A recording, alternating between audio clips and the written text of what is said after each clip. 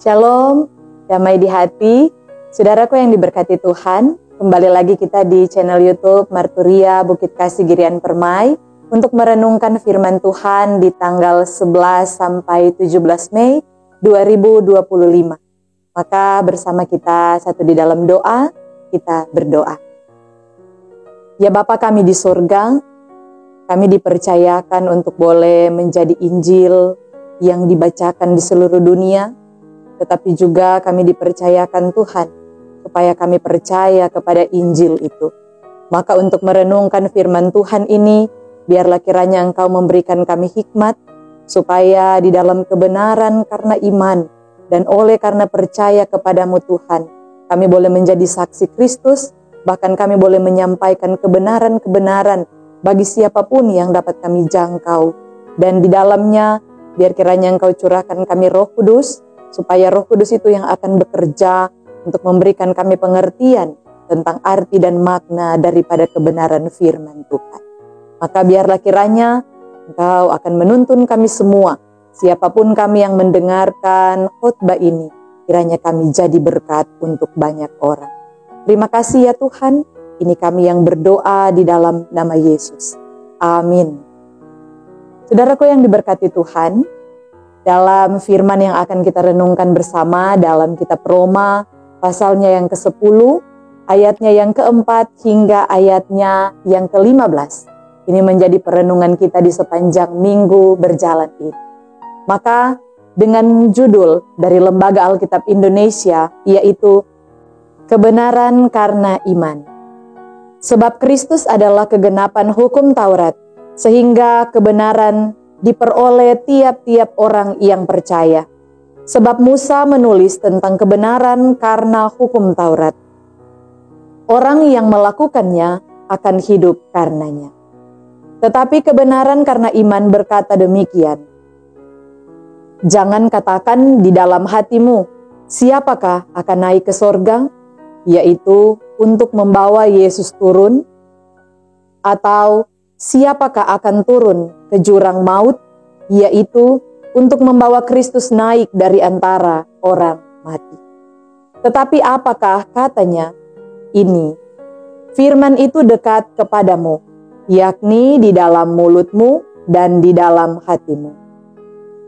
Itulah firman iman yang kami beritakan. Sebab jika kamu mengaku dengan mulutmu bahwa Yesus adalah Tuhan dan percaya dalam hatimu bahwa Allah telah membangkitkan Dia dari antara orang mati, maka kamu akan diselamatkan.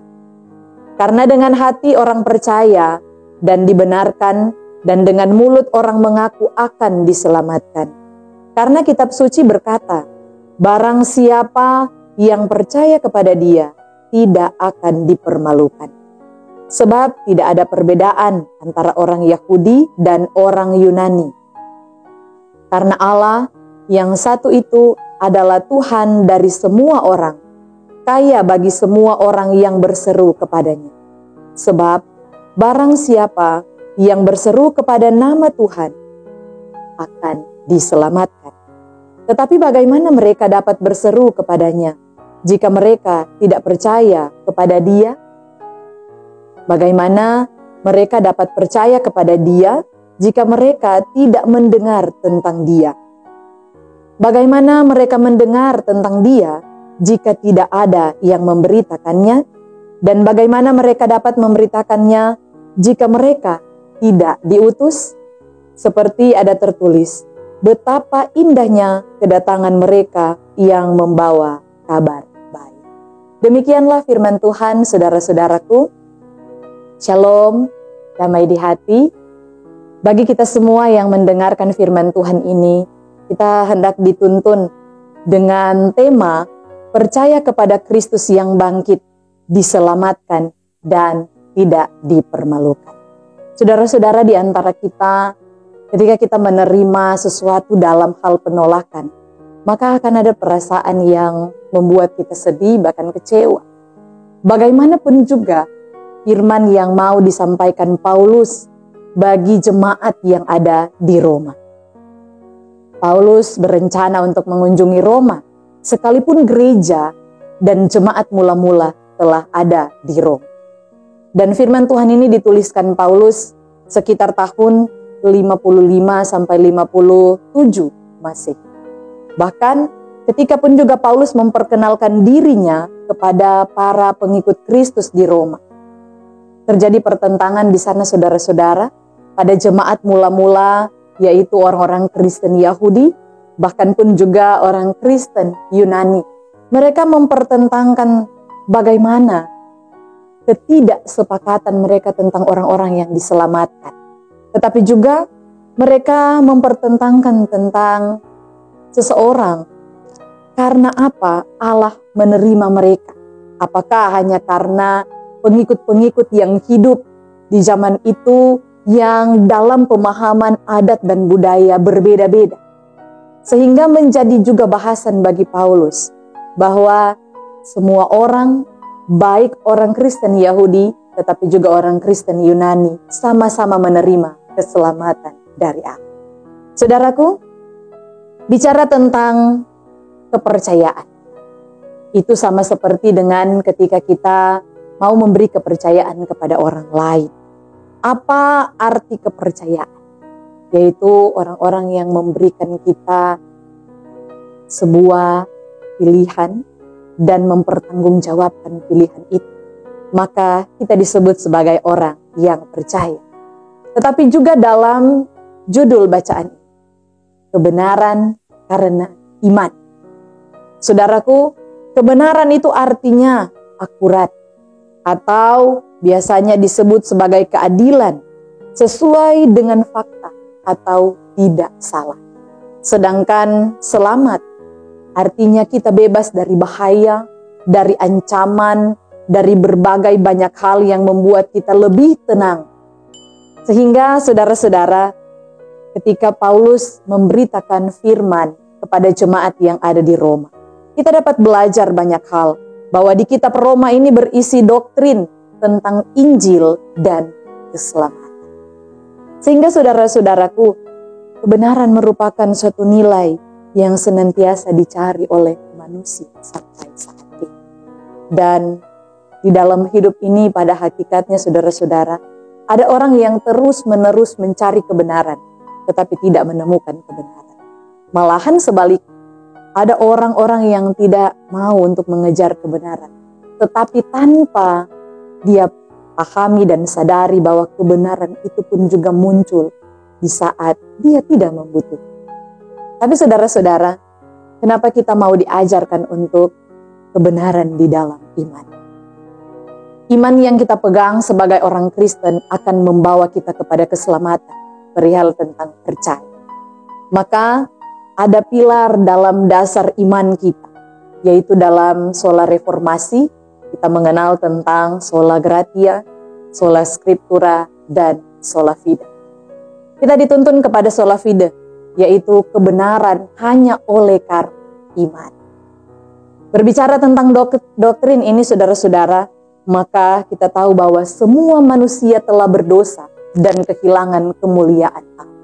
Maka yang harus diatasi di sini adalah masalah tentang dosa. Kita harus membuat kehidupan kita dalam senyaman mungkin, sehingga kita harus membuat penyelesaian dengan dosa. Maka firman Tuhan di dalam Roma ini, bagi Paulus, dia tidak menentang bagaimana Abraham dan Musa yang mengatakan bahwa ada hukum Taurat yang harus kita lakukan supaya kita jauh dari dosa. Tetapi tidak semua orang yang bisa taat di dalam hukum Taurat. Maka dari dalamnya Yesus menggenapi hukum Taurat itu. Dan di dalamnya Yesus telah membayar lunas hukum Taurat. Sehingga bagi Paulus, dia mengatakan bahwa ketika pun juga orang Israel, mereka gagal dan tidak bisa melakukan dan mentaati hukum Taurat, maka apa yang membuat mereka kehilangan harapan untuk memperoleh kebenaran itu nyata? Saudaraku, Paulus berkata, tidak. Karena Yesus sendiri hadir untuk menggenapi hukum Taurat. Saudara-saudaraku, menggenapi hukum Taurat itu ada di ayat 4 yang kita baca saat ini. Saya bacakan untuk kita semua. Sebab Kristus adalah kegenapan hukum Taurat, sehingga kebenaran diperoleh tiap-tiap orang percaya. Saudaraku, betapa bahagianya kita ketika hanya bicara tentang percaya kepada kematian, kepada kebangkitan Kristus, kita memperoleh keselamatan. Tetapi memang saudara-saudara, ketika kita merenungkan banyak hal, iman dan hati kita itu akan berjalan selaras dengan pengakuan mulut kita, dan itu tidak dapat dipisahkan. Kenapa? Karena kita tahu bahwa di dalam kepercayaan ada iman yang bertumbuh. Maka saudara-saudaraku, ketika pun juga firman Tuhan ini menjadi misi Allah, bahwa ketika memberitakan tentang Injil keselamatan, kita percaya di dalam iman ada syarat. Dengan demikian, ada kata-kata yang banyak kali menjadi pengulangan bagi kitab Mazmur, bahkan pun juga dalam kitab Yesaya. Ketika orang percaya kepada Tuhan, dia tidak akan mendapat malu. Maka saudara-saudara yang diberkati Tuhan, ketika pun juga kita menyerahkan kehidupan kita kepada Tuhan, maka kita tidak akan pernah mendapat malu. Percaya kepada Tuhan, menyebarkan firman Tuhan, dan ikut dalam jalan-jalannya Tuhan, sama sekali kita tidak akan pernah mendapat malu. Saudaraku, di dalam kehidupan kita, dalam hari-hari hidup ini, ketika dasar iman kita mulai goyah kepada Tuhan, ada orang yang mengatakan, ketika kita miskin, maka iman kita semakin kaya kepada Tuhan. Tetapi ketika kita semakin kaya, maka iman kita semakin miskin kepada Tuhan. Itu menjadi refleksi hidup kita, bahwa bicara tentang kepercayaan yang mau disampaikan di dalam kitab Roma pasalnya yang ke-10, ayatnya yang ke-4 hingga ayatnya yang ke-15. Kita tidak lagi merepotkan Tuhan dalam hal ini. Seperti firman ini mengatakan bahwa kita tidak lagi menjadi manusia yang menunggu Tuhan ada di sorga, dan kita akan mengambil Tuhan di sorga, tetapi juga kita akan menanti Tuhan di dalam jurang maut, supaya kita mencari-cari Tuhan, seperti halnya dikatakan di dalam firman ini. Tetapi kebenaran karena iman berkata demikian. Jangan katakan di dalam hatimu, siapakah akan naik ke sorga, yaitu untuk membawa Yesus turun, atau siapakah akan turun ke jurang maut, yaitu untuk membawa Kristus naik dari antara orang mati. Saudara-saudara, sangat merepotkan di daerah kita di zaman sekarang ini, generasi-generasi yang mulai berkembang, ketika kita harus melibatkan iman kita tentang pekerjaan kepada Tuhan. Maka saya mengatakan tadi, kita tidak merepotkan lagi Tuhan untuk menunggu kita, menjemput dia dan mengambil dia kembali dari jurang maut. Tetapi sekarang ini, saudara-saudaraku, bagi kebenaran dan kepercayaan serta keselamatan di dalam iman, kita peroleh secara gratis. Kita tidak membayar lagi apa yang harus menjadi kehidupan kita kepada Tuhan. Hanya tentang percaya. Tuhan menuntut kita untuk percaya akan kematian dan kebangkitan. Maka oleh kuasanya saudara-saudara, konsep keselamatan itu sudah disingkapkan bagi saya dan saudara-saudara. Yesus itu bangkit dan telah menyelamatkan kita. Sehingga dalam proses keselamatan itu, secara gratis kita menerima kebangkitan Kristus dan kemuliaan. Maka ada pesan firman Tuhan bagi kita semua di saat ini. Dalam kitab Efesus pasalnya yang kedua, ayatnya yang ke-8 hingga ayatnya yang ke-9. Sebab karena kasih karunia kamu diselamatkan oleh iman. Itu bukan hasil usahamu, tetapi pemberian Allah. Itu bukan hasil pekerjaanmu. Jangan ada orang yang memegahkan diri. Yang artinya, ketika kita menerima secara gratis apa yang menjadi kasih karunia Tuhan, apa yang menjadi bentuk keselamatan kita, maka biarlah kiranya iman kita akan tetap terus dipersembahkan kepada Tuhan. Saudara-saudaraku, dalam hari-hari hidup kita ini, terkadang ketika kita memberi kepercayaan kepada manusia, maka terkadang kita akan mendapatkan kekecewaan. Tidak semua orang sesuai dengan ekspektasi kita, tetapi kita menyerahkan hidup kepada Tuhan, maka di sana kepercayaan itu akan 100%. Dan Tuhan tidak akan pernah mengecewakan kita. Maka saudara-saudara, dalam hal ini manusia tidak mampu menemukan kebenaran yang sejati dan kekal. Karena kebenaran yang sejati, kebenaran yang kekal, itu hanya kita peroleh di dalam Tuhan kita Yesus Kristus. Maka dalam firman ini saudara-saudara, mari kita diajak supaya bukan hanya bicara tentang percaya dan melibatkan diri kita sendiri.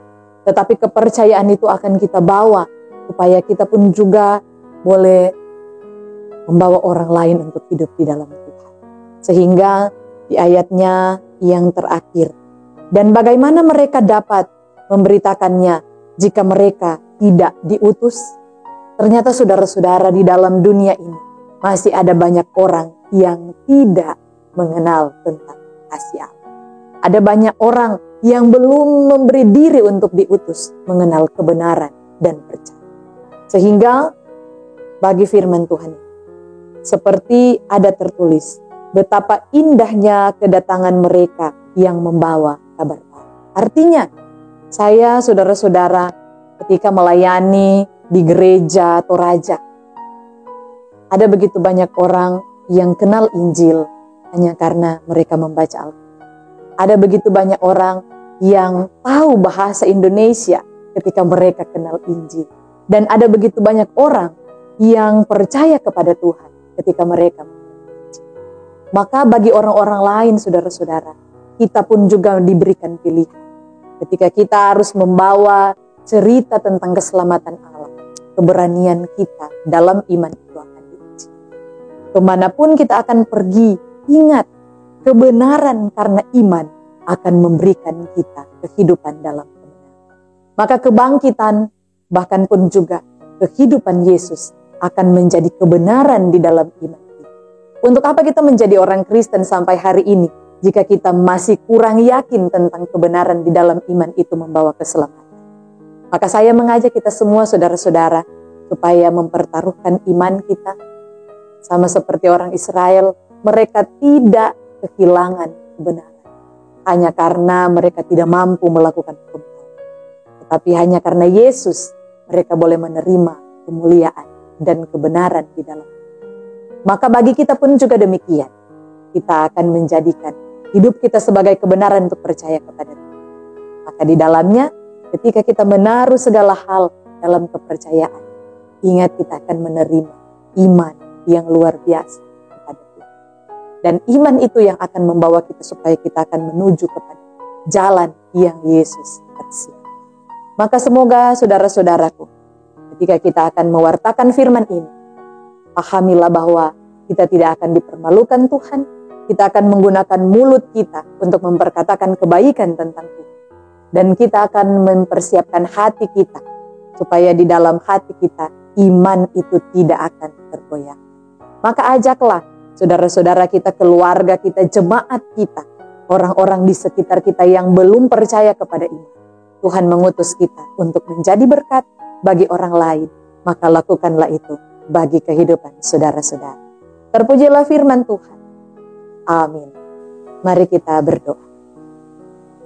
Terima kasih ya Tuhan Allah akan membawa kami untuk memperkenalkan iman, tetapi juga akan belajar bagaimana doktrin gereja ini, ajaran gereja ini harus disampaikan bagi banyak orang. Maka biarlah kiranya kami akan menjadi surat Kristus yang terbuka, supaya kami pun juga dibacakan oleh banyak orang. Dan di dalam kebenaran kasih Kristus, kami akan mempertahankan iman kami untuk terus percaya kepada Tuhan. Siapapun kami yang mendengarkan khotbah ini, kiranya kami pun juga akan membawa tritugas gereja. Ketika kami bersekutu, bersaksi, dan melayani bagi banyak orang, maka kami tahu Tuhan menjadi harapan hidup kami. Maka terima kasih ya Tuhan Allah, biarlah kiranya firman-Mu ini akan bermakna, berdampak untuk kehidupan kami, baik kemarin, hari ini, bahkan sampai selama-lamanya. Terpujilah namamu ya Tuhan. Terima kasih untuk firman ini. Amin. Demikianlah saudaraku, untuk firman Tuhan dalam bahan khotbah MTPJ di tanggal 11 sampai 17 Mei 2025. Jangan lupa untuk subscribe, like, komen, dan bagikan khotbah ini supaya akan semakin banyak orang yang mengenal tentang imannya kepada Tuhan. Kiranya diberkati orang semua. Shalom, damai di hati.